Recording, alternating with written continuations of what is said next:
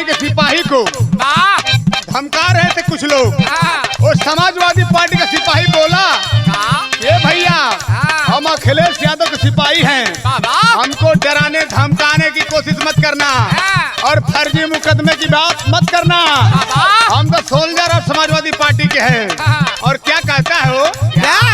अरे सपा का सिपाही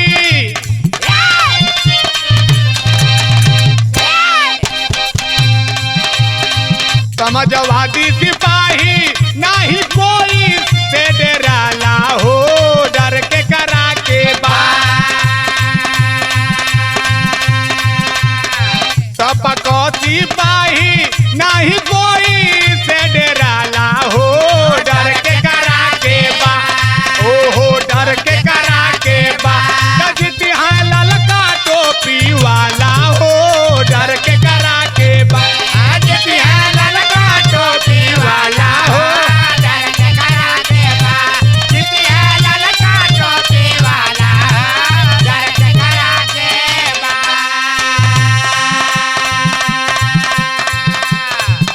अरे क्रांति रथ से चढ़ल बाड़ा भैया विजय रथ पर,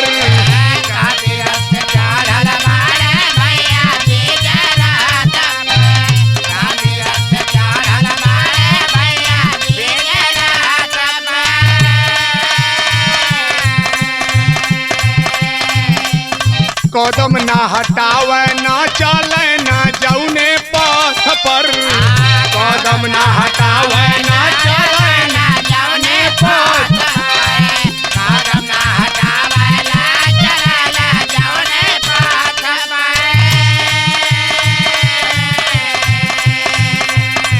गावे गावे गली गली उन्हीं के बहाला हो, डर के करा के गावे गावे गली गली उन्हीं का हाला हो, डर के करा के आय हाय डर के करा के जीती है ललका टोपी वाला हो, डर के करा के जीती है ललका टोपी वाला हो, डर के करा के जीती है ललका टोपी वाला, डर के करा के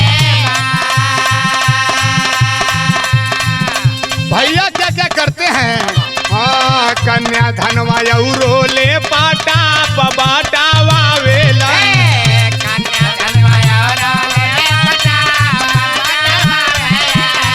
कन्या धनवाया रोले पटावा वेला। और हमारे नेता में एक और क्वालिटी है, कट्टर विरोधियों को गले लगाते हैं, उनकी समस्या को ऐसे सुनते हैं जैसे वो अपने सगे से भी ज्यादा प्यारे हो। कैसे? अरे कट्टर विरोधियन के गारावा लगावेला, कट्टर विरोधियन के गारावा लगावेला, कट्टर विरोधियन के गारावा लगावेला।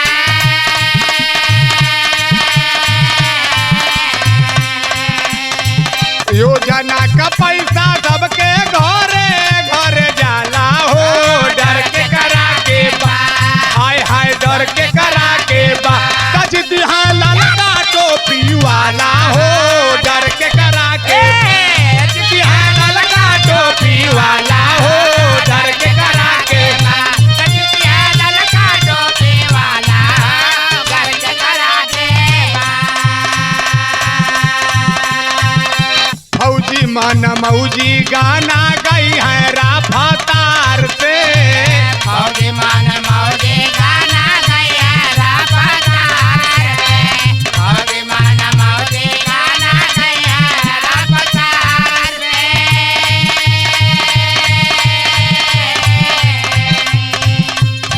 गाजीपुर चंदौली बलिया पूर्वांचल में झार के, गाजीपुर चंदौली बलिया पूर्वांचल में झार के, गाजीपुर चंदौली बलिया पूर्वांचल में झार के। फौजी मन मौजी